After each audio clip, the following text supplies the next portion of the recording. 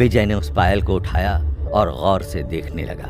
मतलब कि कल जिस ज्योति की बात मानकर तुम किशन चंद को मारने चले थे, वो कोई भूत नहीं है? इससे तो यही लगता है साहब कि ज्योति मैडम अभी भी जिंदा हैं और किशन चंद से अपने ऊपर किए गए अत्याचारों का बदला ले रही हैं। सही समझे हो तुम साठे। इस सब में वो हरीलाल और पुलिस का फायदा उठा रही थी। इससे उसका बदला भी पूरा हो जाता और उससे खुद किशन चंद को मारना भी नहीं पड़ता। लेकिन साहब, वो कौन थी जिसने आपको सीतापुर के बारे में बताया था? अगर ज्योति जिंदा है तो वो सबको अलग अलग जगह पे कैसे मिल रही है? शायद उसके साथ कोई और भी इसमें शामिल है। हमें इतना यकीन हो गया है कि कल जिसने हरीलाल से किशन चंद को मारने को बोला वो कोई आत्मा नहीं थी। अब बस हमें ज्योति का पता लगाना है। लेकिन वो कैसे होगा साहब? वो हमारा काम है, हम देख लेंगे। हम पुलिस वाले कुछ न कुछ करके जुगाड़ निकाल लेते हैं। रात के अंधेरे में वर्धा गांव में एक विशेष हवन चल रहा था। किसी खास प्रयोजन से एक दंपत्ति ने यह हवन रखवाया था। लेकिन ये कोई मामूली हवन नहीं, बल्कि तंत्र और टोटके से भरा हुआ हवन था।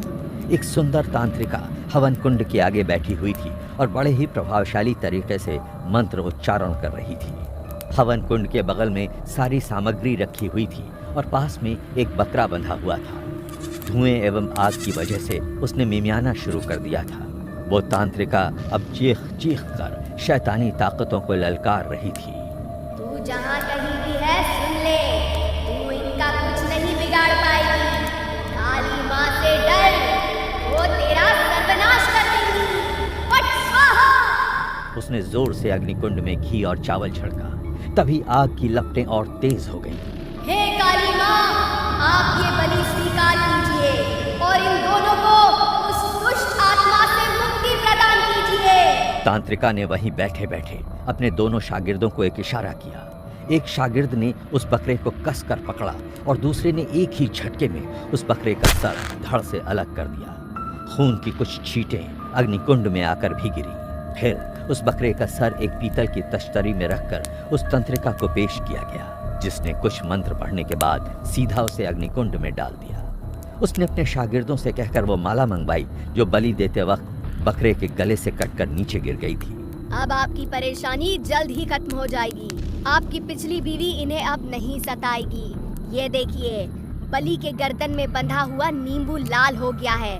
वो आत्मा अब मेरे कब्जे में आ चुकी है। आपका ये एहसान हम कभी नहीं भूलेंगे तंत्रा जी। आपकी वजह से अब हमें वो चुड़ैल परेशान नहीं करेगी। ये लीजिए आपकी दक्षिणा। अब हम चलते हैं। उन दोनों के वहां से निकलते ही पुलिस की एक जीप वहां आकर रुकती है। जीप में से विजय, साठे और एक महिला कांस्टेबल उतरते हैं। तंत्रा और दूसरे लोग उन्हें देखकर वहां से भागने की कोशिश करते हैं, लेकिन पकड़े जाते हैं। तो किस नाम से पुकारूं मैं तुम्हें? तंत्रा या फिर ज्योति का भूत? कौन ज्योति?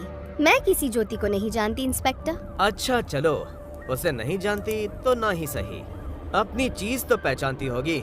शिखा जी, जरा तंत्रा जी के पाँव चेक कीजिए। मेरे ख्याल से इनकी एक पायल गायब है। वो लेडी कांस्टेबल झुककर तंत्रा के पांव आगे खींचती है और देखने लगती है। उसके दाहिने पैर से एक पायल गायब होती है। हाँ सर, इन्होंने एक ही पायल पहन रखी है। अपनी दूसरी पायल आप हरीलाल के खेत में छोड़ आई थी, है ना तंत्रा जी? कोई बात नहीं, हम इसे आपको लौटाने आ गए। दरअसल हमें भी ज्योति के भूत से मिलना था, जैसे आपने हरीलाल को उससे मिलवाया था। हमें भी उनके दर्शन करा देती तो अच्छा होता। मुझे कुछ नहीं पता आप लोग क्या कह रहे हैं। मैं एक तांत्रिका हूँ। अपने तंत्र विद्या से लोगों की समस्याओं का समाधान निकालती हूँ। गांव से दूर रहती हूँ, अपनी अलग दुनिया में। मुझे इस केस के बारे में कुछ नहीं पता है। तुम सिर्फ एक ढोंगी हो। लोगों के मन के डर का गलत फायदा उठाकर बस उन्हें ठगना जानती हो और उनसे मोटी रकम ऐंठती हो। अभी अभी जो दंपति यहाँ से गए हैं वो भी हमारे कहने पे यहाँ आए थे। उन्हें मैंने ये सब ढोंग करने यहाँ भेजा था, जिससे कि तुम हर बार की तरह यहाँ से शहर ना भाग सको। उन्होंने ही तुम्हारा पता हमें बताया था। बाकी ये जो नींबू को लाल करने की तरकीबें हैं, ये सारा साइंस हम पढ़े लिखों को पता है, इसलिए हम पे अपना तंत्र आजमाने की कोई जरूरत नहीं है। साठे, जरा अंदर जाकर घर की तलाशी लो। जी साहब। साठे अंदर से कुछ साड़ियां और कुछ तस्वीरें लेकर आया। सर, ज्योति और किशन चंद की शादी की तस्वीर। और ये देखिए, ठीक वैसी ही लाल साड़ी जैसी हरीलाल ने स्केच तैयार करते वक्त हमें बताई थी। अब जो दलील देनी है सीधे हवालात में देना। गिरफ्तार करो इसको और इन दोनों को। तंत्रा हथकड़ी पहनकर विजय के केबिन में बैठी होती है कि तभी साठे हरीलाल को लेकर वहां आते हैं। आओ हरीलाल, जरा पहचानना इस औरत को। हरीलाल तंत्रा को देखते ही एकदम से हड़बड़ा जाता है। वहीं तंत्रा के चेहरे पर शिकन साफ झलक रही होती है। हे भगवान, ये तो ज्योति है। साहब ये जिंदा है? हाँ भी और नहीं भी। ये वही है जिसने ज्योति बनके तुम्हें और तुम्हारे परिवार को कई बार जान से मार डालने की धमकी दी थी। ये वर्धा गांव की तांत्रिक है, तंत्रा। अब कुछ और दलील देना चाहोगी या फिर सीधे सच बोलोगी? ज्योति की हम शक्ल। मैंने जो कुछ भी किया सब पैसों के लालच में आकर किया साहब। मैं किसी को भी नुकसान नहीं पहुंचाना चाहती थी, मेरा यकीन मानिए आप। अब ये घड़ियाली आंसू ना बहाओ, मुझे केवल सच जानना है।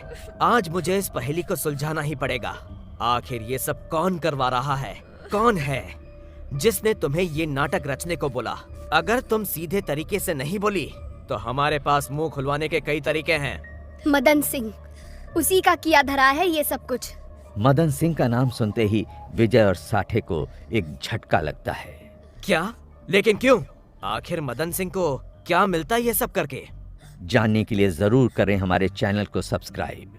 कहानी जारी रहेगी।